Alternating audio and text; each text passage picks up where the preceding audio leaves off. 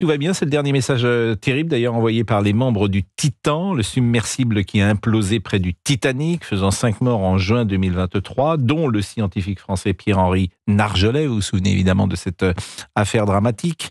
Des propos révélés lors d'une audience publique. Ce message avait été envoyé au navire de soutien qui se trouvait en surface. Le contact avec le submersible a ensuite été perdu après un échange de questions sur la profondeur et le poids. Donc tout va bien, c'est évidemment, lorsqu'on sait ce qui s'est passé derrière, ce dernier message est glaçant. Nous sommes avec Bernard Siboz. J'espère que je le dis bien. Bonjour Monsieur Siboz. Bonjour Monsieur Proust, c'est Bertrand Siboz, mais ça va aller. Bertrand, pardonnez-moi. Tout à fait. Donc effectivement, je voyais sur ma fiche Bertrand Siboz, chasseur d'épaves. Est-ce que vous savez ce qui s'est passé ? Oh non, je pense que personne ne sait encore ce qui s'est passé. Par contre, on peut déjà émettre des conjectures et des hypothèses qui sont plus qu'intéressantes, puisque Stockenruch avait déclaré près de 2 ans avant sa mort, c'est-à-dire il y a 3 ans, qu'il avait lui-même enfreint certaines règles pour réaliser le submersible. Donc, comme je l'ai déjà dit sur votre antenne, moi, pour 250 000 $, je ne serais pas monté à bord. C'est une chose qui est certaine. Par contre, à la vue des dernières informations que l'on a, à la vue de ce qui a été déclaré par les autorités, on comprend que tout allait plus ou moins bien. J'ai écouté les conversations, j'ai vu les déclarations. On peut pas dire que c'est des conversations fluides comme celles que l'on a maintenant. C'était plutôt des onomatopées qui étaient destinées à dire que on arrivait à une certaine profondeur avec des termes techniques. Par contre, il était arrivé à 3300 et quelques mètres, donc pas loin de 500 mètres du fond, et là, il a implosé. Donc ça a été instantané. Toute la partie arrière du sous-marin est tombée à côté, mais la partie arrière du sous-marin contenait tout ce qui était technique et n'était pas, je ne pense pas, soumise à la pression. Par contre, toute la partie capsule dans laquelle étaient les malheureux, et dont mon ami Paul-Henri Nargeolet, ont été soumis à la pression et donc ont dû imploser en l'espace du dixième de seconde. Donc ça peut être, pardonnez-moi de le dire comme ça, mais peut-être rassurant pour les familles de savoir que M. Nargeolet et les personnes qui étaient dans cette capsule ne se sont pas vus mourir et n'ont sans doute pas souffert. Oui, c'est ce que je dis depuis le début. Les familles le savent, les familles en sont persuadées. J'ai été en contact avec eux durant l'année dernière. Oui, c'est à 99% sûr. Ils n'ont même pas eu le temps d'entendre le craquement fatal qu'ils étaient déjà morts en fait. Et entre le moment où le dernier message arrive, tout va bien, et le moment de l'implosion, est-ce que vous savez combien de temps se sont passés, combien de temps s'est passé ? Non. Non, pas précisément, puisqu'il y a plusieurs hypothèses de l'implosion. Le moment exact de l'implosion peut être celui où prétendument les autorités américaines ont entendu ou auraient entendu cette implosion. Mais c'est toujours facile d'entendre quelque chose a posteriori plus qu'a priori.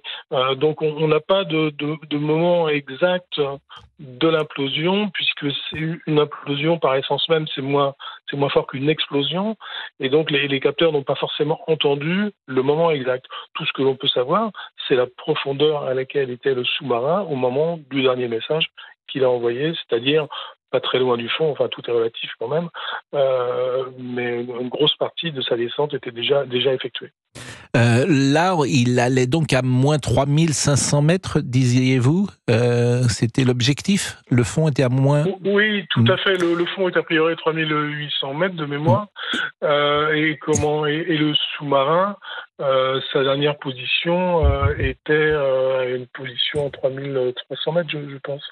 Je suis évidemment pas spécialiste des sous-marins. Un sous-marin classique, il évolue à combien sous la mer ? À combien de mètres Alors, sous la mer? on parle pas de sous-marins dans ce cas-là, on passe plus de submersibles, et dans les opérations scientifiques de bathyscaphes. Les bathyscaphes sont des espèces de bulles que vous avez très certainement vues dans les émissions de Cousteau, les émissions sous-marines, où on va voir le fond très profondément, mais c'est très sérieux, c'est fait par des scientifiques. Là, c'est pas le cas. Donc, par contre, un sous-marin classique, les sous-marins français militaires vont au maximum à 300 mètres. Je pense. Oui, c'est ça. Ils sont assez proches au fond de la surface. Ouais. De la surface. Et parce que il y a un moment, ils ne pourraient pas. La pression serait trop forte. Nous sommes d'accord.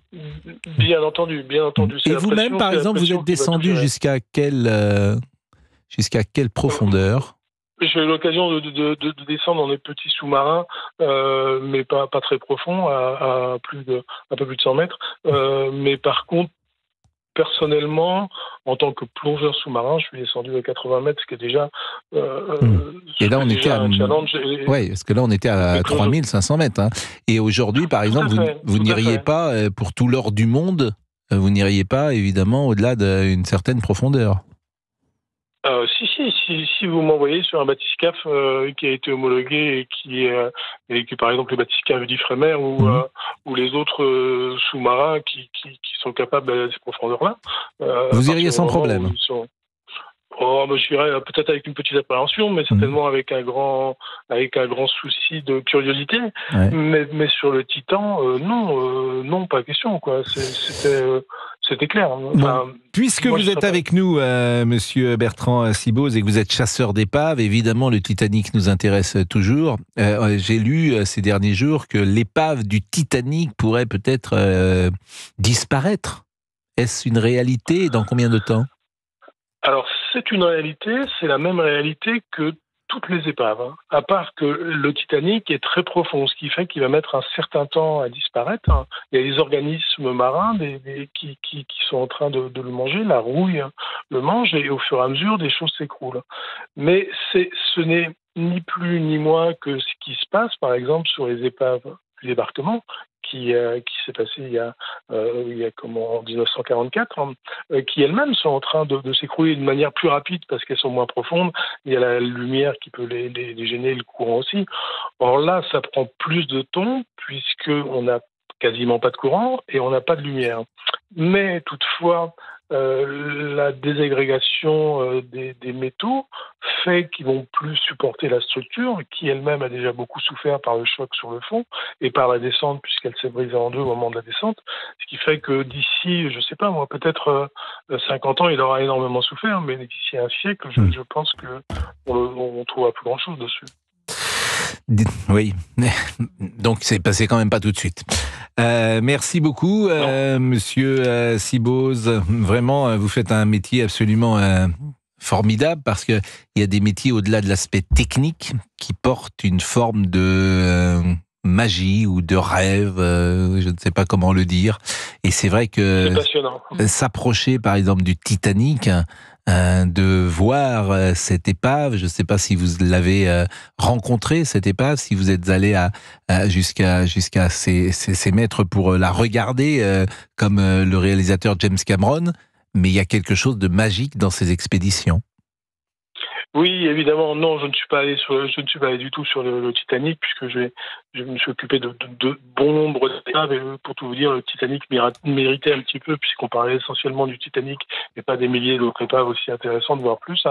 Mais par contre, c'était l'histoire de la vie de Paul-Henri Nargeolet, qui lui avait parti d'expédition, qui a retrouvé le Titanic. Donc lui, c'était quelque chose de plus personnel, puisqu'il l'a cherché à l'époque où le Titanic, la position n'était pas encore découverte, et il l'a retrouvé.